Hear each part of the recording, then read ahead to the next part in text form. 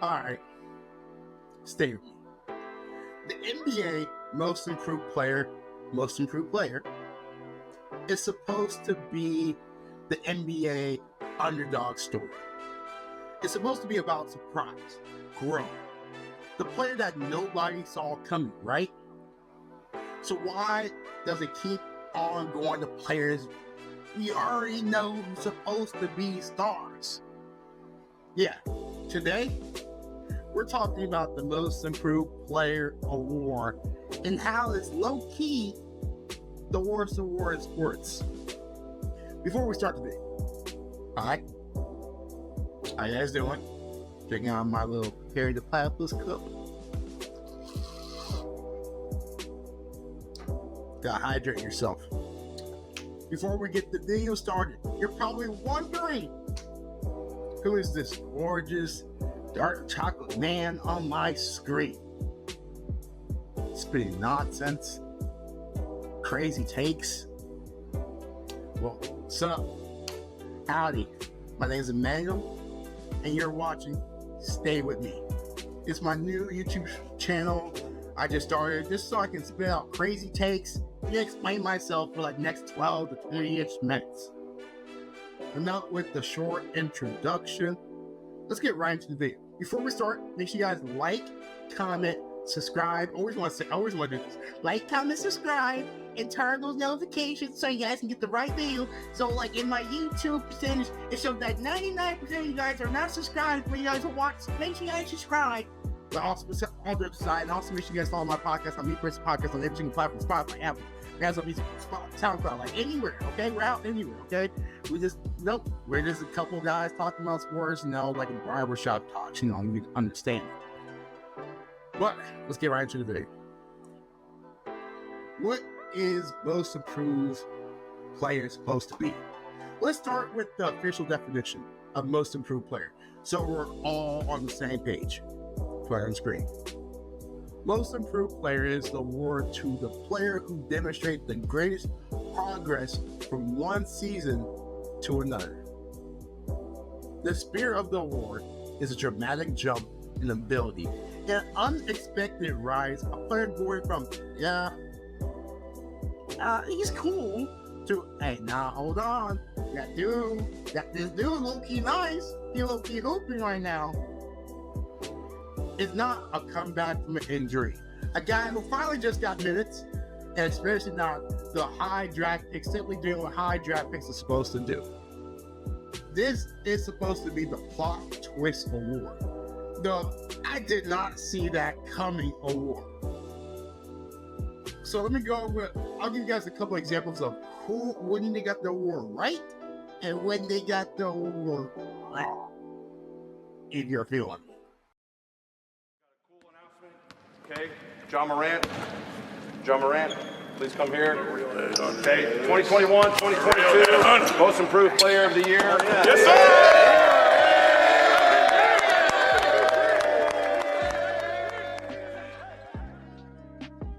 All right, John Morant winning most improved player in 2022. John Morant winning most improved player, and never said right, okay? Yeah, I'm not taking anything away from John Morant. He's a great player. He's one of my favorite players to watch when he's actually on the court, but he's one of my favorite players to watch. I remember in high school when he was at Murray State, I was so convinced he was going to carry Murray State to the Final Four off his back, be like some Russell Westbrook OKC type beat, but I was wrong.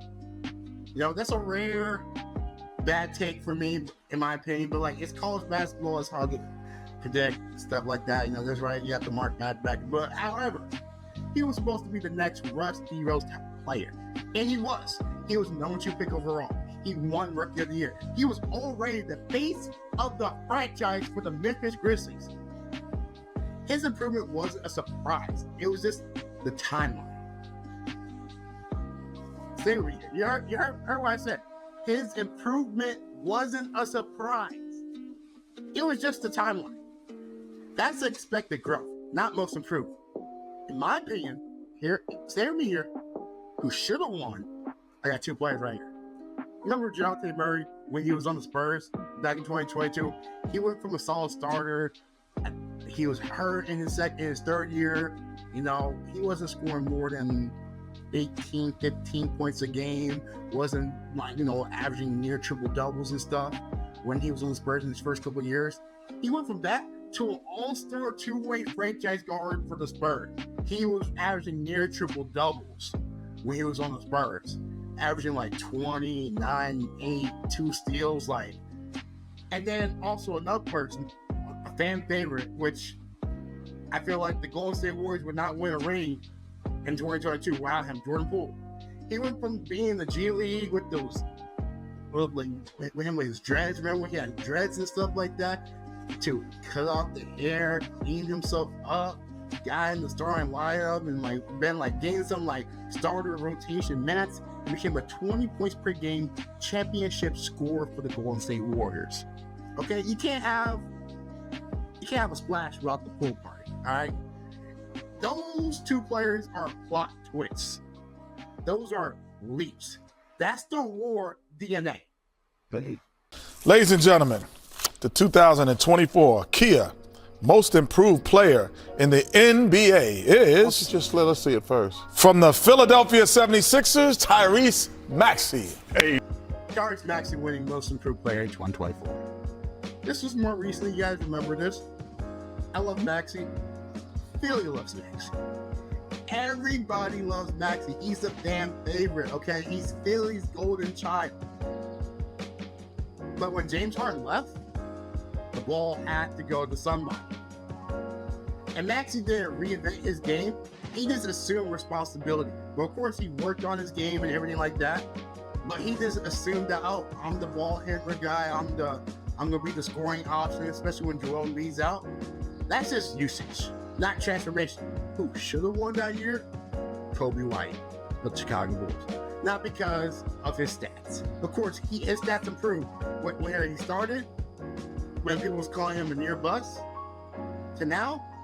But his development, he improved his shot selection, improved decision making, became a clutch guard, and stabilized a franchise nobody believed in. That is unexpected growth. That is most improved.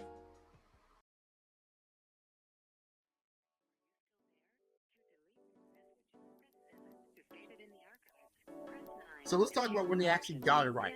And I know this, now I feel like this kind of contradicts what I'm saying for like next two players, because they were Lauri picks, but they were also considered busts. Okay? Julius Randle in 2021. This is a perfect example of what the award should be. Randle was counted out. Broke his leg in his first game in LA. Labeled as a bust early. New Orleans let him go. The Knicks signed him, and the whole league laughed. I remember Stephen A. Smith talking how bad the signing. We could have drafted Zion. We could have got PD. We could have got Kyrie, but we got Julius Randle. I remember everybody in the media was laughing at the New York Knicks, but the Knicks saw something. Julius Randle saw something in himself. He saw this opportunity to not just increase more shots, be more ball dominant, be aggressive, but he reinvented himself. He wasn't a three-point shooter before. He increased his three-point attempts and his efficiency in 3 points. Became the number one scoring option, led the team to the playoffs, and made the All-NBA that season. That's an identity shift. That's transformation. That's most improved. Not power forward, small forward. You don't want to call him that. When Lauri Markkanen, when he came to the league, he was part of that Jimmy Butler trade where the Timberwolves traded Zach LaVine, Chris Dunn, and the draft pick that became Lauri Markkanen for Jimmy Butler. And he wasn't really looking too bright. He went from like Lauri Markkanen went from like a stretch big floor spacer to a 25 a night all-star primary. Oh shit. Nobody expected Utah Lauri. That was a storyline flip. You see him now? He's dropping 30, 40, 50 sometimes with the Utah Jazz. He's carrying the Utah Jazz on his back as we speak right now. He's making sure the Utah Jazz pick does not fall in the Thunder's hands. That's what he's doing right now. That's the war. And let's talk about, I already talked about some cases, but let's talk about where's that, the past where that the war should look like. 2019, Pascal Siakam went from an energy bench forward, was in the G League, to the finals number 2 scoring option. Victor Oladipo in 2018 was labeled as disappointment. Not buzz, but this is disappointment. Number 2 pick overall, was hurt a lot. They got traded to the Thunder with that Serge Ibaka trade, him and DeMar Sabonis. Averaging 15 points with, MVP rush, looking solid, but not like a superstar or all-star as people thought he was going to be when he got drafted. But then when he got traded to the Pacers, he took LeBron James to Game 7? You gotta think about it. Before that, LeBron James never lost in the first round until eventually when he was on the Lakers in 2021, but the whole time squad was hurt. That was I feel like that 2021 championship run is more than the bubble. But that's another take for that day. But he took LeBron James to Game 7. He carried that Pacers team, put that backpack on, carried that Pacers team to the playoffs. Became an All-NBA two-way superstar. 2017, Giannis. He showed early flashes, but then exploded into a primary interior superstar. Also notable, Jokic and Gobert also was number 2 and number 3 for that race. That race could low-key have went to any 3 of them. But I feel like Giannis had that more hype that season compared to Jokic. That's why they give the Giannis. But those other 2 players, key, like Jokic, 2nd round pick, most improved. Gobert, late 1st round pick, most improved. Giannis was outside the Lauri, most improved. You see what I'm talking about right here? 2016, CJ McCollum. He was supposed to be just the backup point guard when they drafted him. But then he became the 20 points per game starting guard along with Lillard. 2015, Jimmy Butler, defensive specialist. No one really saw anything from him. He was a late 1st round pick. He plays good defense. He went to the same school as Dwayne Wade. Okay, that's why Chicago drafted him probably. But he flipped the script. He became an All-NBA franchise player for the Bulls. You see him now. People are still talking about that. Age 33, 34 years old. He is still, I'm not number 1 or number 2, number 3. He's a top 3 scoring option for a team and will lock up your favorite player. 2014, Goran Dragic went from a rotational guard to a starting point guard for a franchise. He was on the MVP ballot that season in 2014.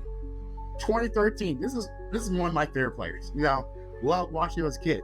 Because sometimes, this is going to be corny, but sometimes when he dunks the ball, people say it's rated R, but it's low-key just PG-13. You see what I did there? Don't throw tomatoes at me right now. But 2013, Paul George, he went from an elite role player, okay, he has some talent, but he's not there quite yet, to taking LeBron James to Game 7 in the playoffs. That Miami Heat team. Bro, he was the number 1 option. He's the reason why the Thunder are so good. Thank you, Paul George. I'll start with him winning most improved player. You see the theme? These aren't guys who improve. These are guys who change who they were. So with every single problem, you have to have a solution. So here is Siafa's rules for fixing most improved player. Let's see how we fix the award. Rule number 1, no second-year player. Lucas. Players you're okay, rookie year, they average 15 points a game. Sophomore year, they average 25. See that 10-point jump? Of course, that's great to see, but that's just, we expected that. They were supposed to improve. If it was year 3, they went from 8, 12, to 20. Okay, that's most improved. Rule number 2, if you made an all-rookie or won Rookie of the Year, you're out. All right, you're already on the radar. If you're getting an award for Rookie of the Year, we're expecting you to make that jump eventually. If you're on our rookie team, maybe I'll let slide for all rookie second team because there's only usually 5-year rookies, so the other 5 just throwaway picks. But you're already on the radar. You're one of those teams.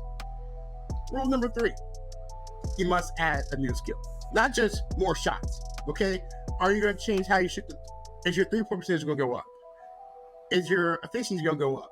Are you going to pass the ball more? Are you becoming a more defensive player? Are you going to become more of a scorer, but be efficient, less turnovers? So you got to change your game somehow to win this award, in my opinion. And rolling for this bonus. In your late pick, a journeyman or G League guys, come on, we got to celebrate the unpredicted breakouts, not just the projected success. The Pascal Siakams, the Jordan Pools, the Dejounte Murrays, the Goran Dragics. Like, let's celebrate the Giannis, the Jokic, the Rudy Gobert, those type of most improved players. The unpredicted breakouts. So, let's talk about this. Like I said before, people who should have won under the Siafa system, I would say, Maxey, I'm sorry I have to do this to you in 2024. Hey, you're a great player, you're an all-star, you're a superstar, you're carrying the Sixers right now, you and VJ. In my opinion, I will give that to Coby White. Coby White changed his game, changed the narrative. That's all it was about. It's all about changing narratives. The other day, that's what we should all strive for in the future. Change the narratives on yourself. 2022, John Morant. Look, hey, I got a John Morant jersey somehow here, but it should have went to Dejounte Murray and Jordan Poole. Those two players were the definition of most improved player. The unexpected grace. In 2020, Brad ain't gonna want it. Kind of contradicts what I'm saying, but when he was on the Lakers, he was labeled as the bust, so I'll give him that. But also, you gotta think about he went to a team where he came from, being like the third, like all those young players. Like sometimes the system not mesh well. Into the Pelicans, now the system mesh well. But I also consider Adebayo that year, him in the bubble, him going crazy. He should deserve real consideration for winning that award. But all of a sudden, the award tells much better stories. Most improved shouldn't crown inevitability. It should crown improbability. Not the players we expected to become great, the players who weren't supposed to be here. Basketball is all about stories. It's all about, remember 2017 Russell Westbrook, everybody loved him, everybody hated him. They said he's the reason why KD left. He's the reason why Harden's doing good because he was holding the ball too much. He made that his story and went around and averaging a triple-double, 30 points a game. A 30-point, 10 plus rebounds and assists, leading the league in scoring, carrying the thunder. That's the story right there. That's what wins awards. It's all about the story. Basketball's all about stories. Isaiah Thomas, the bad boy Pistons, people count them out so many times. They should have won the year before they won against the Lakers. Isaiah Thomas played on a broken foot and carried that team. In the next game, they lost because in Game 6 they called a bad call sending Kareem Abdul-Jabbar to the free throw line. Those are stories. Stories like those motivate players, motivate teams to become great to the next season.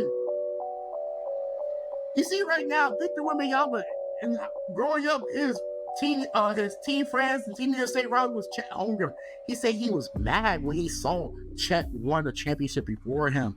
These type of stories like a fire in these players. So yes, basketball is a story.